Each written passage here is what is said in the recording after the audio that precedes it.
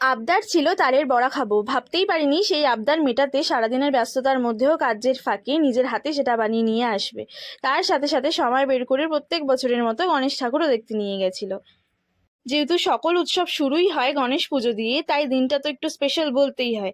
কারণ গণেশ পুজো আসা মানেই তো দুর্গা মায়ের আগমনের হাতে গোনা কয়েকটা দিন মাত্র বাকি থেকে যায়। ভেবেছিলাম তো এইবার কাজের চাপে ঠাকুর দেখতে আর যাওয়া হবে না, তাই মনটাও একটু খারাপই ছিল।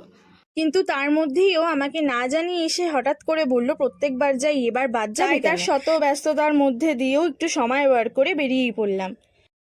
কিন্তু বেরানোর পর দেখলাম এইবার একটা না অনেকগুলোই বড় বড় ঠাকুর হয়েছে। তবে ঠাকুর ছোট হোক বা বড়, গণেশ ঠাকুর দেখার মজাটাই কিন্তু সবার থেকে একটু আলাদা। আর আমার তো গণেশ ঠাকুর বরাবরই একটু বেশিই পছন্দের। তবে যাই হোক, একটা ঠাকুর দেখতে বেরিয়ে যদি এতগুলো ঠাকুরের দর্শন পাওয়া যায় তাহলে এর থেকে ভালোর আর কি হতে পারে, তাই না?